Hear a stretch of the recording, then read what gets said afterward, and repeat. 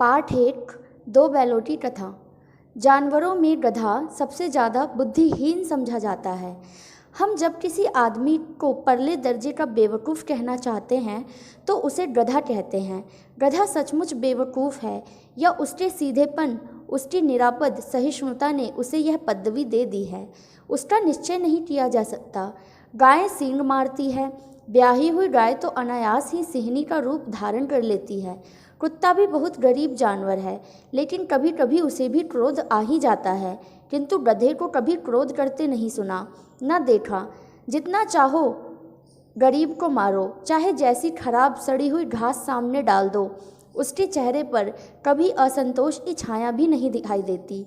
बैसाख में चाहे एक आध बार कुलेल कर लेता हो, पर हमने तो उसे कभी खुश होते भी नहीं देखा। उसके चेहरे पर एक स्थायी विषाद स्थायी रूप से छाया हुआ रहता है। सुख दुख हानि लाभ किसी भी दशा में उसे बदलते हुए नहीं देखा। ऋषियों मुनियों के जितने भी गुण हैं वे सभी उसमें पराकाष्ठा को पहुंच गए हैं, पर आदमी उसे बेवकूफ़ कहता है। सद्गुणों का इतना अनादर कहीं नहीं देखा। कदाचित सीधापन संसार के लिए उपयुक्त नहीं है। देखिए ना, भारतवासियों की अफ्रीका में क्या दुर्दशा हो रही है। क्यों अमेरिका में उन्हें घुसने नहीं दिया जाता।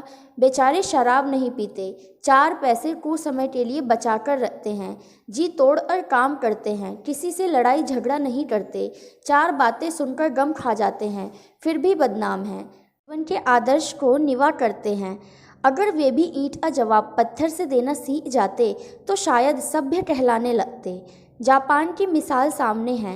एक ही विजय ने उसे संसार की सभ्य जातियों में गण्य बना दिया। लेकिन गधे का एक छोटा भाई और भी है जो उससे कम ही गधा है, और वह है बैल। जिस अर्थ में हम गधे का प्रयोग करते हैं, कुछ उसी मिलते जुलते अर्थ में बछिया के ताऊ का भी प्रयोग करते हैं। कुछ लोग बैल को शायद बेवकूफ़ों में सर्वश्रेष्ठ कहेंगे, मगर हमारा विचार ऐसा नहीं है। बैल कभी कभी मारता भी है, कभी कभी अड़ियल बैल भी देखने में आता है, और भी कई रीतियों से अपना असंतोष प्रकट कर देता है। अतएव उसका स्थान गधे से नीचा ही है। झुरी काछी के दोनों बैलों के नाम थे हीरा और मोती।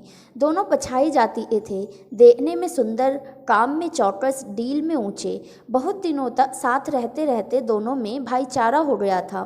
दोनों आमने सामने या आसपास बैठे हुए एक दूसरे से मूक भाषा में विचार विनिमय करते थे। एक दूसरे की मन की बात कैसे समझ जाता था हम नहीं कह सकते। अवश्य ही उनमें कोई ऐसी गुप्त शक्ति थी जिससे वह जीवों में श्रेष्ठता का दावा करने वाला मनुष्य वंचित है।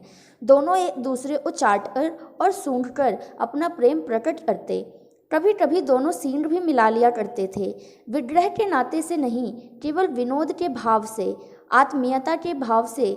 जैसे दोस्तों में घनिष्ठता होते ही धौल धप्पा होने लगता है, इसके बिना दोस्ती फुसफुसी कुछ हल्की सी रहती है, जिस पर ज़्यादा विश्वास नहीं किया जा सकता। जिस वक्त ये दोनों बैल हल या गाड़ी में जोत कर किए जाते और गर्दन हिला हिला कर चलते, उस वक्त हर एक की यही चेष्टा होती थी कि ज़्यादा से ज़्यादा बोझ मेरी ही गर्दन पर रहे।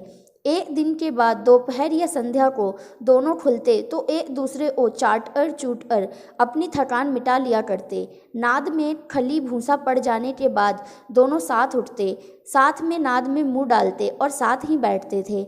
एक मुंह हटा लेता तो दूसरा भी हटा लेता। संयोग की बात है कि झुरी ने एक बोई गोई को ससुराल भेज दिया। बैलों को क्या मालूम वे क्यों भेजे जा रहे हैं। समझे, मालिक ने हमें बेच दिया। अपनों से बेचा जाना उन्हें अच्छा लगा या बुरा कौन जाने, पर झुरी के साले गया को घर तक कोई गोई ले जाने में दांतों पीसना आ गया। पीछे से हाँकता तो दोनों दाएं बाएं भागते, पगहिया पकड़कर आगे से खींचता तो दोनों पीछे की ओर जोर लगाते, मारता तो दोनों सींग नीचे करके हुकारते। अगर ईश्वर ने उन्हें वाणी दी होती तो झुरी से पूछते, तुम हम गरीबों को क्यों निकाल रहे हो? हमने तो तुम्हारी सेवा करने में कोई कसर नहीं उठा रखी। अगर इतनी मेहनत से ना चलता था तो और काम ले लेते, हमें तो तुम्हारी चाकरी में मर जाना ही कबूल था। हमने कभी दाने चारे की शिकायत भी नहीं की। तुमने जो कुछ खिलाया वह सिर झुकाकर खा लिया, फिर तुमने हमें इस जालिम के हाथ क्यों बेच दिया? संध्या समय दोनों बैल अपने नए स्थान पर पहुँचे। दिन भर के भूखे थे, लेकिन नाद जब लगाई गई तो एक ने भी उसमें मुंह न डाला। दिल भारी हो रहा था। जिसे उन्होंने अपना घर समझ रहा था वह आज उनसे छूट गया था। यह नया घर, नया गांव, नए आदमी उन्हें बेगाने से लगते थे। दोनों ने अपनी मूक भाषा में सलाह की, एक दूसरे को कनखियों से देखा और लेट गए। जब गांव में सोता पड़ गया तो दोनों ने जोर मारकर पगहे तुड़ा डाले और घर की तरफ चले। पगहे बहुत ही मजबूत थे। अनुमान न हो सकता था कि कोई बैल उन्हें तोड़ सकेगा, पर इन दोनों में इस समय दूनी शक्ति आ गई थी। एक एक झटके में रस्सियां टूट गई। झूरी प्रातःकाल सोकर उठा तो देखा कि दोनों बैल चरनी पर खड़े हैं। दोनों की गर्दनों में आधा आधा गराव लटक रहा है। घुटने तक पांव कीचड़ से भरे हुए हैं और दोनों की आंखों में विद्रोहमय स्नेह झलक रहा है। झूरी बैलों को देखकर स्नेह से गदगद हो गया। दौड़कर उन्हें गले लगा लिया। प्रेमालिंगन और चुंबन का वह दृश्य बड़ा ही मनोहर था। घर और गांव के लड़के जमा हो गए और तालियां बजा बजा कर उनका स्वागत करने लगे। गांव के इतिहास में यह घटना अभूतपूर्व न होने पर भी महत्वपूर्ण थी। बाल सभा ने निश्चय किया कि दोनों पशुवीरों को अभिनंदन पत्र देना चाहिए। कोई अपने घर से रोटियां लाया, कोई गुड़, कोई चोकर, कोई भूसी। एक बालक ने कहा, ऐसे बैल किसी के पास न होंगे। दूसरे ने समर्थन किया, इतनी दूर से दोनों अकेले चले आए। तीसरा बोला, बैल नहीं है वे, उस जन्म के आदमी हैं। इसका प्रतिवाद करने का किसी को साहस न हुआ। झूरी की स्त्री ने बैलों को द्वार पर देखा तो जल उठी। बोली, कैसे नमक हराम बैल है कि एक दिन वहाँ काम न किया, भाग खड़े हुए। झूरी अपने बैलों पर यह आक्षेप न सुन सका। नमक हराम क्यों है? चारा दाना न दिया होगा तो क्या करते? स्त्री ने रौब के साथ कहा, बस तुम ही तो बैलों को खिलाना जानते हो, और तो सभी को पानी पिला पिला कर रखते हैं। झूरी ने चिढ़ाया, चारा मिलता तो क्यों भागते? स्त्री चिढ़ी, भागे इसलिए कि वे लोग तुम जैसे बुद्धुओं की तरह बैलों को सहलाते नहीं, खिलाते हैं तो रगड़कर जोतते भी हैं। ये दोनों ठहरे कामचोर भाग निकले। अब देखूं कहाँ से खली और चोकर मिलता है। सूखे भूसे के सिवा कुछ न दूंगी, खाएं चाहे मरे। वही हुआ। मजूर को कड़ी ताकीद कर दी गई कि बैलों को खाली सूखा भूसा दिया जाए। बैलों ने नाद में मुंह डाला तो फीका फीका, ना कोई चिकनाहट ना कोई रस। क्या खाएं? आशा भरी आंखों से द्वार की ओर ताकने लगे। झूरी ने मजूर से कहा, थोड़ी सी खली क्यों नहीं डाल देते बे? मालकिन मुझे मार ही डालेंगी। चुरा कर डाला ना दादा, पीछे से तो तुम भी उन्हीं सी कहोगे। दूसरे दिन झूरी का साला फिर आया और बैलों को ले चला। अब कि उसने दोनों को गाड़ी में जोता। 2-4 बार मोती ने गाड़ी को सड़क की खाई में गिराना चाहा, पर हीरा ने संभाल लिया। वह ज़्यादा सहनशील था। संध्या समय घर पहुंचकर उसने दोनों को मोटी मोटी रस्सियों से बांधा और कल की शरारत का मजा चखाया। फिर वही सूखा भूसा डाल दिया। अपने दोनों बैलों को खली चूनी सब कुछ दी। दोनों बैलों का ऐसा अपमान कभी न हुआ था। झूरी इन्हें फूल की छड़ी से भी न छूता था, लेकिन उसकी टिटआर पर दोनों उड़ने लगते थे। यहाँ मार पड़ी, आहत सम्मान की व्यथा तो थी ही, उस पर मिला सूखा भूसा। नाद की तरफ आंखें तक न उठाई। दूसरे दिन गया ने बैलों को हल में जोता, पर इन दोनों ने जैसे पाँव न उठाने की कसम खा ली थी। वह मारते मारते थक गया, पर दोनों ने पाँव तक न उठाया। एक बार जब उस निर्दयी ने हीरा की नाक पर खूब डंडे जमाए तो मोती का गुस्सा काबू के बाहर हो गया। हल लेकर भागा। हल, रस्सी, जुआ जो सब टूट टाट कर बराबर हो गए।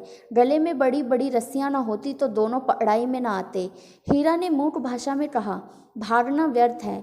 मोती ने उत्तर दिया, तुम्हारी तो इसने जान ही ले ली थी, अब की बाड़ी मार पड़ेगी। पड़ने दो, बैल का जन्म लिया है तो मार से कहाँ तक बचोगे।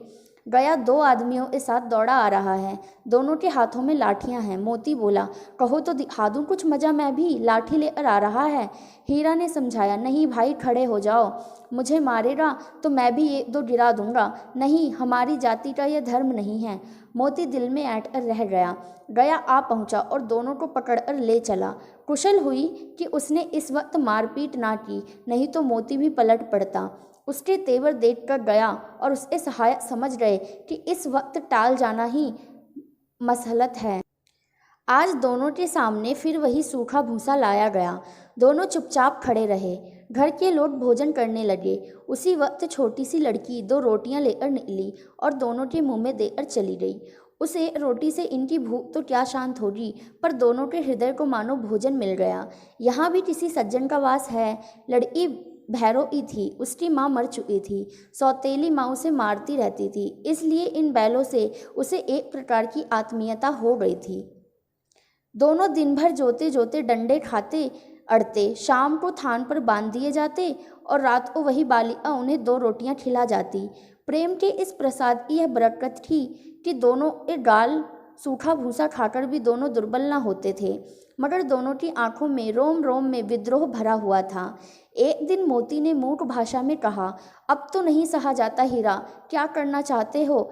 एक आध को सींगों पर उठाकर फेंक दूंगा। लेकिन जानते हो, वह प्यारी लड़की जो हमें रोटियां खिलाती है उसी की लड़की है जो इस घर का मालिक है। इस बेचारी को अनाथ हो जाएगी तो मालकिन को ना फेंक दूं? वही तो इस लड़की को मारती है, लेकिन औरत जात पर सींग चलाना मना है, ये भूले जाते हो?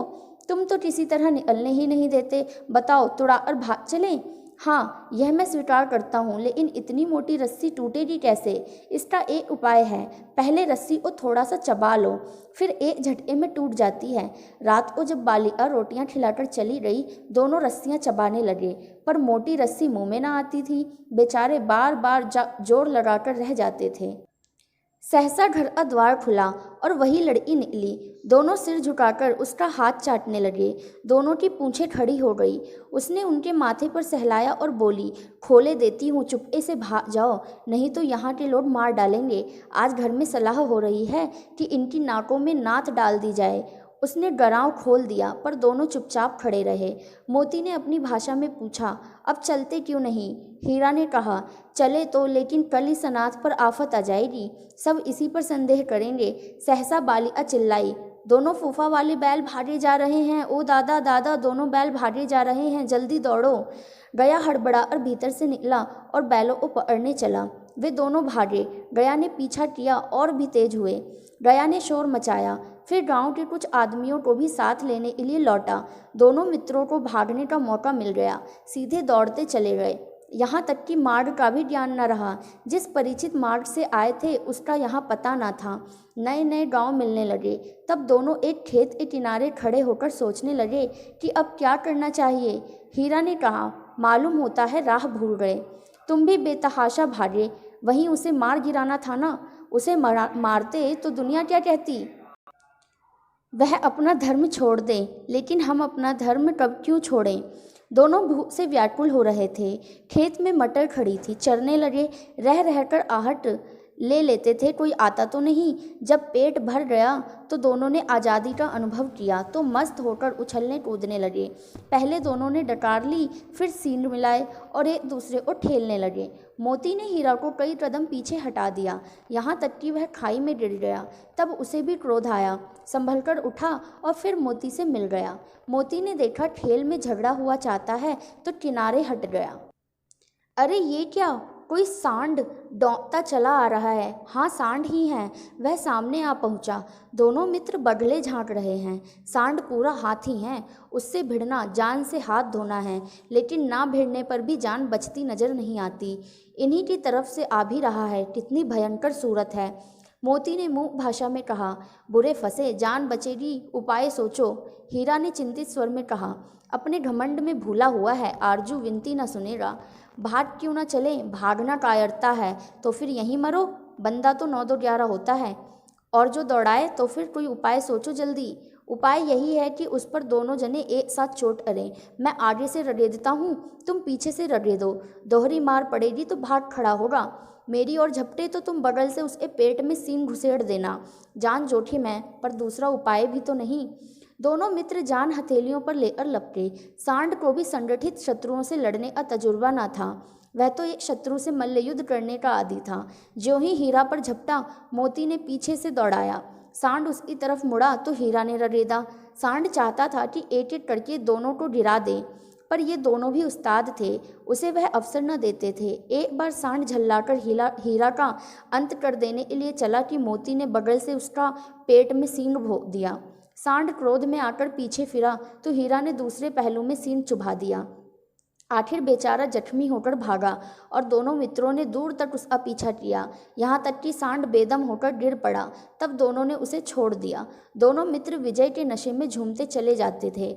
मोती ने अपनी सांकेतिक भाषा में कहा, मेरा जी तो चाहता है कि बच्चा को मार ही डालूं। हीरा ने तिरस्कार किया, गिरे हुए बैरी पर सींग न चलाना चाहिए, ये सब ढोंग है। बैरी को ऐसा मारना चाहिए कि वो फिर न उठे। अब घर कैसे पहुँचेंगे वह सोचो, पहले कुछ खा लो तो सोचें। सामने मटर का खेत था, मोती उसमें घुस गया। हीरा मना करता रहा पर उसने एक भी न सुनी। अभी 2 ही 4 गिलास खाए थे कि 2 आदमी लाठियां लेकर दौड़ पड़े और दोनों मित्रों को घेर लिया। हीरा तो मेड़ में था, निकल गया। मोती सींचे हुए खेत में था, उसके ठोर कीचड़ में धंसने लगे। ना भाग सका, पकड़ लिया।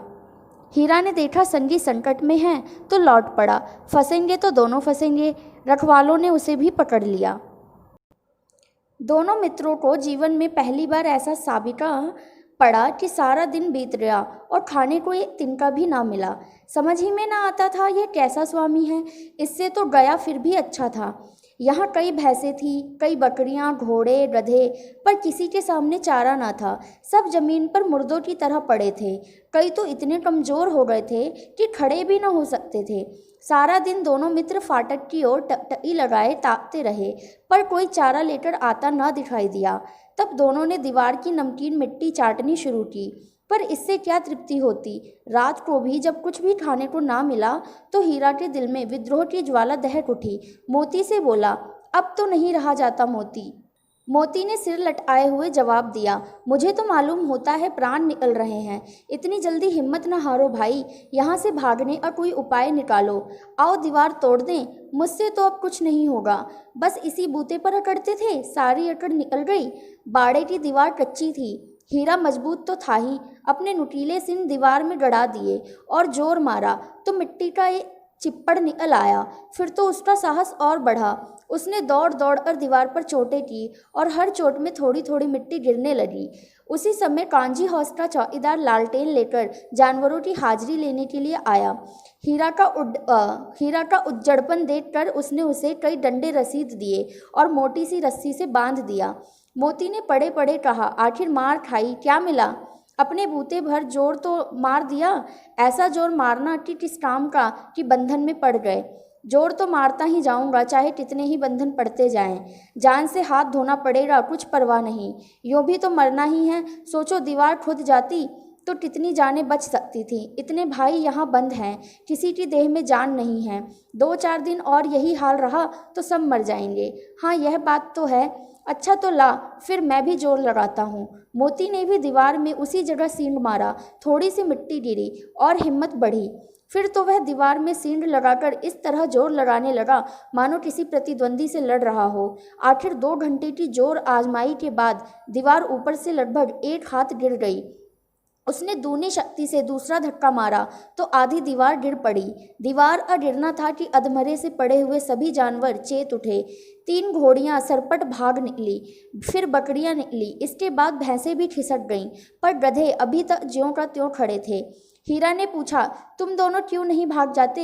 एक गधे ने कहा, जो कहीं फिर पकड़ लिए जाएं तो क्या हरज है, अभी तो भागने का अवसर है। हमें तो डर लगता है भाई, हम यहीं पड़े रहेंगे। आधी रात से ऊपर जा चुकी थी। दोनों गधे अभी तक खड़े सोच ही रहे थे कि भागे या ना भागे, और मोती अपने मित्र की रस्सी तोड़ने में लगा हुआ था। जब वह हार गया तो हीरा ने कहा, तुम जाओ, मुझे यहीं पड़ा रहने दो, शायद कहीं भेंट हो जाए। मोती ने आंखों में आंसू लाकर कहा, तुम मुझे इतना स्वार्थी समझते हो हीरा? हम और तुम इतने दिनों एक साथ रहें, आज तुम विपत्ति में पड़ गए तो मैं तुम्हें छोड़कर अलग हो जाऊं? हीरा ने कहा, बहुत मार पड़ेगी, लोग समझ जाएंगे यह तुम्हारी शरारत है। मोती गर्व से बोला, जिस अपराध के लिए तुम्हारे गले में बंधन पड़ा उसके लिए अगर मुझ पर मार पड़े तो क्या चिंता। इतना तो हो ही गया कि 9-10 प्राणियों की जान बच गई, वे सब तो आशीर्वाद देंगे। ये कहते हुए मोती ने दोनों गधों को सींगों से मार मार कर बाड़े के बाहर निकाला और तब अपने बंधु के पास आकर सो रहा।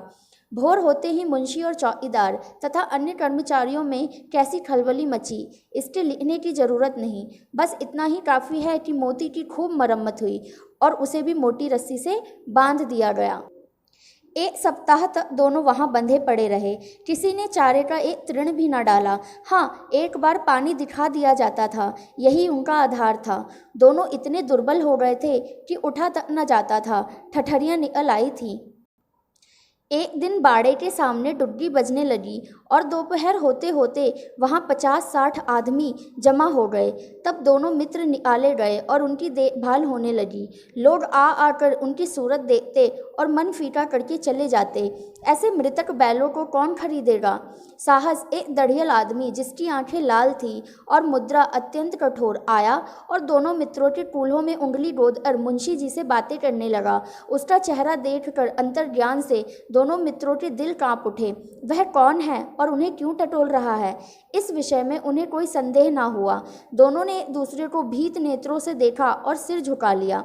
हीरा ने कहा, गया के घर से नाहक भागे, अब जान न बचेगी। मोती ने अश्रद्धा के भाव से उत्तर दिया, कहते हैं भगवान सबके ऊपर दया करते हैं, उन्हें हमारे ऊपर क्यों नहीं दया आती।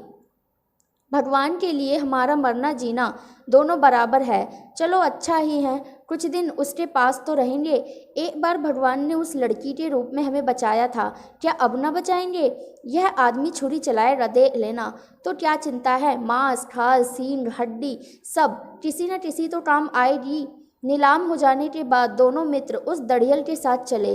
दोनों की बोटी बोटी काँप रही थी। बेचारे पांव तक न उठा सकते थे, पर भय के मारे गिरते पड़ते भागे जाते, क्योंकि वह जरा भी चाल धीमी हो जाने पर जोर से डंडा। राह में गाय बैलों का एक रेवड़ हरे हरे हार में चरता नजर आया। सभी जानवर प्रसन्न थे, चिकने और चपल। कोई उछलता था, कोई आनंद से बैठा पागुर करता था। कितना सुखी जीवन था इनका, पर कितने स्वार्थी हैं सब। किसी को चिंता नहीं कि उनके दो भाई बाधिक के हाथ पड़े कैसे दुखी हैं। सहसा दोनों को ऐसा मालूम हुआ कि यह परिचित राह है। हाँ, इसी रास्ते से गया उन्हें ले गया था। वही खेत, वही बाग, वही गांव मिलने लगे। प्रतिक्षण उनकी चाल तेज होने लगी। सारी थकान, सारी दुर्बलता गायब हो गई। आह, ये लो, अपना ही हार आ गया। इसी कुएं पर तो हम पुर चलाने आया करते थे, यही कुआं है। मोती ने कहा, हमारा घर नगीच आ गया है। हीरा बोला, भगवान की दया है, मैं तो अब घर भागता हूँ। यह जाने देगा, इसे मैं मार गिराता हूँ। नहीं नहीं, दौड़ और थान पर चलो, वहाँ से हम लोग भाग जाएंगे। दोनों उन्मत्त होकर बछड़ों की भांति कुलेले करते हुए घर की ओर दौड़े। वह हमारा थान है। दोनों दौड़कर अपने थान पर आए और खड़े हो गए। दढ़ियल भी पीछे पीछे दौड़ा और चला जाता था। झूरी द्वार पर बैठा हुआ धूप खा रहा था। बैलों को देखते ही दौड़ा और उन्हें बारी बारी से गले लगाने लगता। मित्रों की आंखों से आनंद के आंसू बहने लगे। एक झुरी का हाथ चाट रहा था। दढ़ियल ने जाकर बैलों की रस्सियां पकड़ ली। झुरी ने कहा, ये मेरे बैल हैं, तुम्हारे बैल कैसे। मैं तो मवेशी खाने से नीलाम किए लाता हूँ। मैं तो समझा हूँ चुराए लिए आते हो। चुपके से चले जाओ, मेरे बैल हैं, मैं बेचूंगा तो बिकेंगे। किसी को मेरे बैल नीलाम करने का क्या अख्तियार है। जाकर थाने में रपट कर दूंगा। मेरे बैल हैं, इसका सबूत यह है कि ये मेरे द्वार पर खड़े हैं। दढ़ियल झल्लाकर बैलों को जबरदस्ती पकड़ लेने जा रहा था। उसी वक्त मोती ने सींगे चलाया। दढ़ियल पीछे हटा। मोती ने पीछा किया। दढ़ियल भागा। मोती पीछे दौड़ा। गांव के बाहर निकल जाने तक वह रुका नहीं, पर खड़ा दढ़ियल का रास्ता देख रहा था। दढ़ियल दूर खड़ा धमकियां दे रहा था, गालियां निकाल रहा था, पत्थर फेंक रहा था, और मोती विजय शूर की भांति उसका रास्ता रोके खड़ा था। गांव के लोग यह तमाशा देखते थे और हंसते थे। जब दढ़ियल हार कर चला गया तो मोती अकड़ता हुआ लौटा। हीरा ने कहा, मैं डर रहा था कि कहीं तुम गुस्से में आकर मार न बैठो। अगर वह मुझे पकड़ता तो मैं बेमारे न छोड़ता। अब न आएगा, आएगा तो दूर से ही खबर लूँगा। देखो कैसे ले जाता है। जो गोली मरवा दे मर जाऊंगा, पर उसके काम तो ना आऊँगा। हमारी जान को कोई जान नहीं समझता, इसलिए कि हम इतने सीधे हैं। जरा देर में नादों में खली भूसा चोकर दाना सब भर दिया और दोनों मित्र खाने लगे। झूरी खड़ा दोनों को सहला रहा था और 20 लड़के तमाशा देख रहे थे। सारे गांव में उत्साह सा मालूम होता था। उसी समय मालकिन ने आकर दोनों के माथे चूम लिए। पाठ्य पुस्तक के प्रश्न उत्तर। पहला प्रश्न है कि कांजी हाउस में कैद पशुओं की हाजिरी क्यों ली जाती होगी। तो उत्तर आएगा कि कांजी हाउस एक प्रकार से पशुओं की जेल थी। उसमें ऐसे आवारा पशु कैद होते थे जो दूसरों के खेतों में घुसकर फसलें नष्ट करते थे। अतः कांजी हाउस के मालिक का यह दायित्व था कि वे उन्हें जेल में सुरक्षित रखे तथा भागने न दे। इसी कारण हर रोज उनकी हाजिरी लेनी पड़ती होगी। प्रश्न 2 कि छोटी सी बच्ची को बैलों के प्रति प्रेम क्यों उमड़ आया। छोटी सी बच्ची की माँ मर चुकी थी, सौतेली माँ उसे बहुत मारती थी। इधर बैलों की भी स्थिति ऐसी ही थी। गया उन्हें दिन भर खेत में जोतता था, मारता पीटता था और शाम को सूखा भूसा डाल देता था। तो छोटी बच्ची महसूस कर रही थी कि उसकी स्थिति भी बैलों की ही तरह है। इसके साथ अन्याय होता देखकर उसे बैलों के प्रति प्रेम उमड़ आया। प्रश्न 3 कि कहानी में बैलों के माध्यम से कौन कौन से नीति विषयक मूल्य उभर कर सामने आए हैं, यानी जीवन से जुड़ी हुई अच्छी बातें, कौन कौन सी बातें ऐसी हैं जो हमें बैलों इस कहानी से पता चलती हैं। तो पहली बात तो ये है कि जो सरल सीधा और अत्यधिक सहनशील होता है आज के टाइम पे वो क्या हो गया है, पाप हो गया है। ठीक है, बहुत सीधे इंसान को मूर्ख या फिर गधा कहा जाता है। इसलिए मनुष्य को अपने अधिकारों के लिए संघर्ष करना चाहिए। तीसरी बात कि आज़ादी बहुत ही बड़ा मूल्य है। इसे पाने के लिए मनुष्य को बड़े से बड़ा कष्ट उठाने को तैयार रहना चाहिए। चौथी बात कि समाज के सुखी संपन्न लोगों को भी आज़ादी की लड़ाई में योगदान देना चाहिए।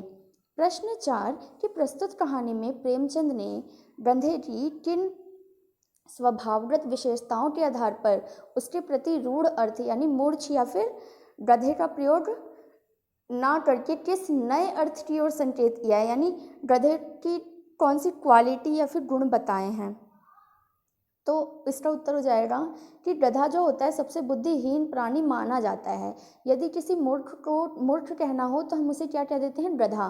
तो गधा मूर्ख के अर्थ में रूढ़ हो गया है, परंतु लेखक ने इसे सही नहीं माना, क्योंकि गधा अपने सीधेपन और सहनशीलता से किसी को भी हानि नहीं पहुंचाता। गाय, कुत्ता और बैल जैसे जानवर कभी कभी तो क्रोध कर देते हैं, पर गधा ऐसा कभी नहीं करता। गुणों के विषय में वह कैसा है, ऋषियों और मुनियों जैसा है। ठीक है ना, ऋषियों और मुनियों से कम नहीं है। प्रश्न 4 है कि किन घटनाओं से पता चलता है कि हीरा और मोती में गहरी दोस्ती थी। तो आपको ना इस पाठ में जितनी घटनाएं आई हैं जिनसे आपको ये पता चले कि हीरा और मोती में जो है बहुत ही गहरी दोस्ती थी, वो सारी घटनाएं बतानी हैं। तो पहली घटना तो ये है कि दोनों एक साथ गाड़ी में जोते जाते थे। तो यह कोशिश करते थे कि गाड़ी का अधिक भार दूसरे साथी के कंधे पर ना आकर उसके अपने कंधे पे आ जाए। ठीक है, सारा भार वो एक जना ही उठा ले ताकि दूसरे दोस्त को ना उठाना पड़े। दूसरी घटना कि गया ने हीरा के नाक पर डंडा मारा तो मोती से सहा न गया। वह हल, रस्सी, जुआ, जोत सब लेकर भाग पड़ा और उससे हीरा का कष्ट देखा नहीं गया। ठीक है, तीसरी घटना है कि जब मटर एक खेत में मटर खाकर दोनों मस्त हो रहे थे तो वे सींग मिलाकर एक दूसरे को ठेलने लगे। अचानक मोती को लगा कि हीरा क्रोध में आ गया तो वह पीछे हट गया। उसने दोस्ती को दुश्मनी में बदलने से रोक लिया। चौथी घटना है कि जब उनके सामने विशालकाय सांड आकर खड़ा हो गया तो उन्होंने योजना पूर्वक एक दूसरे का साथ देते हुए उसका मुकाबला किया। सांड एक पर चोट करता तो दूसरा उसकी देह में अपने नुकीले सींग चुभा देता। आखिरकार सांड बेदम होकर गिर पड़ा। पांचवी घटना यह है कि मोती मटर के खेत में मटर खाते खाते पकड़ा गया तो हीरा उसे अकेला विपत्ति में देखकर वापस आ गया उसके पास और वह भी मोती के साथ पकड़ा गया। छठी घटना है कि कांजी हाउस में हीरा ने दीवार तो तोड़ डाली। ठीक है, उसे रस्सियों से बांध दिया गया। इस पर मोती ने इसका साथ दिया। पहले तो उसने बाड़े की दीवार तोड़कर हीरा का अधूरा काम पूरा किया, फिर उसका साथ देने के लिए उसी के साथ बंध गया। चलिए, प्रश्न 6 है लेकिन औरत जात पर सींग चलाना मना है, ये भूले जाते हो। हीरा के इस कथन के माध्यम से स्त्री के प्रति प्रेमचंद के दृष्टिकोण को बताइए। देखो, जब मोती ने कहा था कि चलो मारो इसको सींग से, ठीक है, उसकी स्त्री को, तो उसने कहा कि नहीं नहीं, इसको नहीं मारेंगे क्योंकि महिला पे सींग चलाना हमारा जो है ना, हमारे लिए ठीक नहीं है, अच्छी बात नहीं है। तो इसका उत्तर हो जाएगा कि लेकिन औरत जात पर सींग चलाना मना है। हीरा के इस कथन के माध्यम से पता चलता है कि प्रेमचंद नारी जाति का अत्यधिक सम्मान करते थे। नारी विभिन्न रिश्ते बनाकर समाज में अपनी भूमिका का निर्वहन करती है। वह त्याग, दया, ममता, सहनशीलता का जीता जाता उदाहरण है। विपरीत परिस्थितियों में यदि नारी में क्रोध जैसे भाव आ भी जाते हैं तो इससे उसकी गरिमा कम नहीं हो जाती और ना ही उसके सम्मान में कमी आ जाती है। लेखक महिलाओं के प्रति अत्यधिक सम्मान रखता है। उससे यह भी कहना चाहा कि जब पशु भी नारी जाति का सम्मान करते हैं तो मनुष्य को नारी जाति का सम्मान हर स्थिति में करना ही चाहिए। चलिए, प्रश्न 5 है कि किसान जीवन वाले समाज में पशु और मनुष्य आपसी संबंधों को कहानी में किस तरह से व्यक्त किया गया है। ठीक है, किसान और जानवरों के बीच का। तो इसका उत्तर होगा कि किसान जीवन में पशुओं और मनुष्यों के आपसी संबंध बहुत ही गहरे और आत्मीय होते हैं। जैसे किसान पशुओं को घर के सदस्य की भांति ही प्रेम करते हैं और पशु अपने स्वामी के लिए जी जान देकर तैयार रहते हैं। झुरी हीरा और मोती को बच्चों की तरह स्नेह करता था, तभी तो उसने उनके सुंदर सुंदर नाम रखे थे, हीरा और मोती। वह उन्हें अपनी आंखों से दूर नहीं करना चाहता था। जब हीरा मोती उसके ससुराल से लौटकर वापस उसके थाने पर आकर खड़े हुए तो उसका हृदय आनंद से भर गया। गांव भर के बच्चों ने भी बैलों की स्वामी भक्ति देखकर उनका अभिनंदन किया। इससे पता चलता है कि किसान अपने पशुओं से मानवीय व्यवहार यानी मनुष्य की तरह व्यवहार करता है। प्रश्न 8, इतना तो हो ही गया कि 9-10 प्राणियों की जान बच गई, वे सब तो आशीर्वाद देंगे। मोती के इस कथन आलोक में उसकी क्या विशेषताएं बताई जाती हैं। देखो, जब वहाँ पे वो कांजी हाउस में पड़े रहे तो उन्होंने जो है दीवार तोड़ के बाकी जानवरों को भगा दिया, तो फिर हीरा मोती दोनों रह गए। तो ये बात कही थी मोती ने कि वे लोग तो आशीर्वाद देंगे ना जो भाग गए। तो इसकी कौन सी विशेषताएं बताता है ये। तो इसका उत्तर होगा, इतना तो हो ही गया कि 9-10 प्राणियों की जान बच गई, वे सब तो आशीर्वाद देंगे। मोती के इस कथन से पता चलता है कि वह परोपकारी स्वभाव वाला प्राणी है। परोपकार की ऐसी भावना वह मन में ही नहीं रखता बल्कि इसे व्यवहारिक रूप में भी दर्शाता है। वह बाड़े की कच्ची दीवार को तोड़कर 9-10 प्राणियों को भगाता है ताकि उनकी जान बच जाए।